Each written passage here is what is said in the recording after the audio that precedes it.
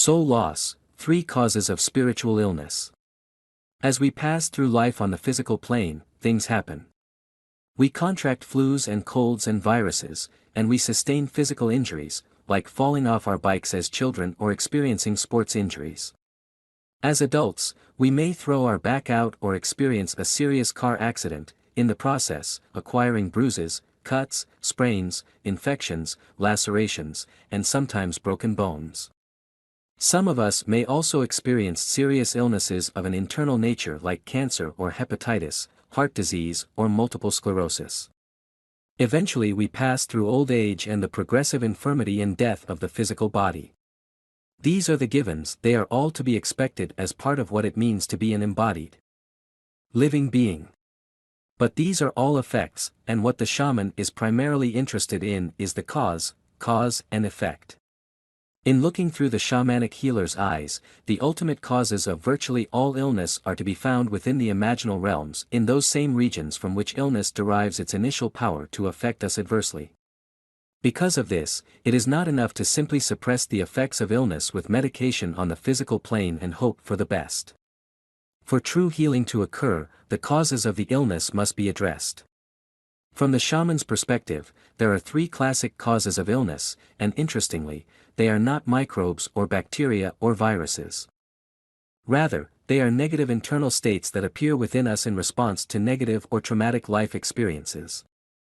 The first among these is disharmony. Disharmony is what we experience when life suddenly loses its meaning or when we have lost an important connection to life. Let's take the case of an elderly couple who have had a long marriage, and suddenly one of them dies. They may not have had a perfect relationship, yet there is a deep bond between them because of all they have shared together. The survivor may go into crisis upon the loss of their mate, and within a short time, he or she may come down with something medically challenging, like cancer. Suddenly, they're gone too. That's disharmony. The state of disharmony that we experience in response to such life situations causes a diminishment of our personal power. This can happen in a subtle manner on the one hand, or in a catastrophic, life-shaking way on the other, like losing your job, and in the process losing your livelihood. When we experience disempowerment, or power loss, it affects our energetic matrix, rendering us vulnerable to illness, fear. The second classic cause of illness is fear. A person who is walking around with a chronic sense of fear gnawing away at them is doubly vulnerable to illness because their anxiety aggressively and progressively diminishes their sense of well-being. And this, in turn, affects their feeling of being safe in the world. This sense of well-being is the base upon which our personal health system stands. When this foundation is affected negatively, it diminishes the ability of our immune system to function.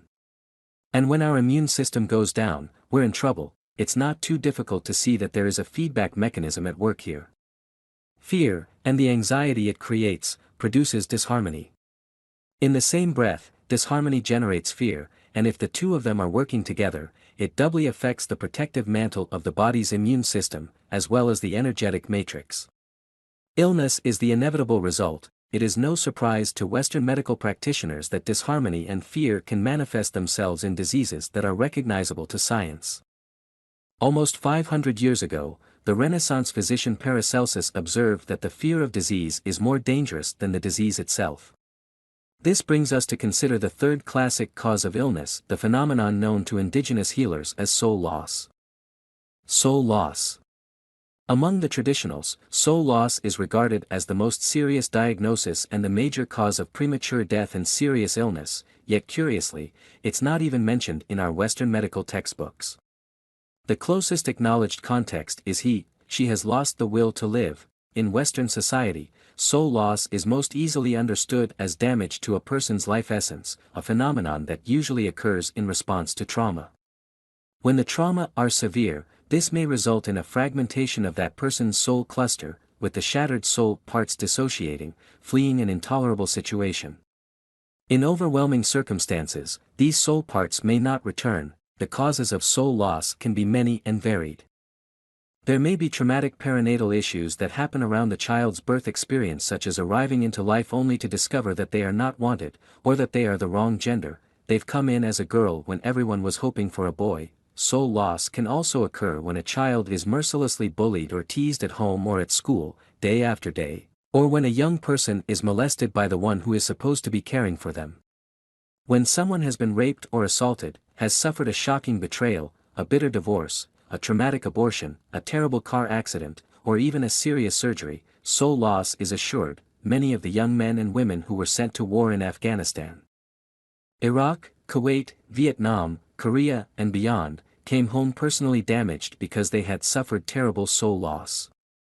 Our medical specialists labeled their disorders as post-traumatic stress syndrome, but they had little to offer these walking wounded in terms of true healing, and many who survived are still deeply traumatized at the soul level by what happened to them in war. Symptoms of soul loss. Soul loss is easily recognizable if you know what you're looking for. Here's a checklist of some of the classic symptoms. Feelings of being fragmented, of not being all here, blocked memory, an inability to remember parts of one's life, an inability to feel love or receive love from another, emotional remoteness, a sudden onset of apathy or listlessness, a lack of initiative or enthusiasm, a lack of joy, a failure to thrive, an inability to make decisions, an inability to discriminate, chronic negativity, addictions. Suicidal tendencies, melancholy or despair, chronic depression, perhaps the most common symptom of soul loss is depression. In the early 1990s, Time magazine did a cover story on depression in America that revealed 60 million Americans were taking antidepressant drugs on a daily basis. Representing about 30% of our population, today that number is closer to 80 million, representing about 40% of society at large, and sometimes that number jumps in response to a national trauma. On the Friday following 9/11, a television newscast revealed that 7 out of 10 Americans polled were experiencing significant depression in response to the tragedy, an indicator of soul loss on a national scale. Although the term soul loss is not familiar to most Westerners, examples of it are expressed daily in our language and descriptions of personal hardships. Media interviews and news reports include individuals' comments such as "I lost a part of myself when that trauma happened and I have not been the same since." When discussing soul loss with inquiring individuals, most everyone has a sense of having lost a part of themselves at some time in life, yet virtually no one has the awareness that the missing parts could be recovered. They can. This article was written by Hank Wesselman Ph.D. For further reading you can find and buy his book Spirit Medicine, Healing in the Sacred Realm here.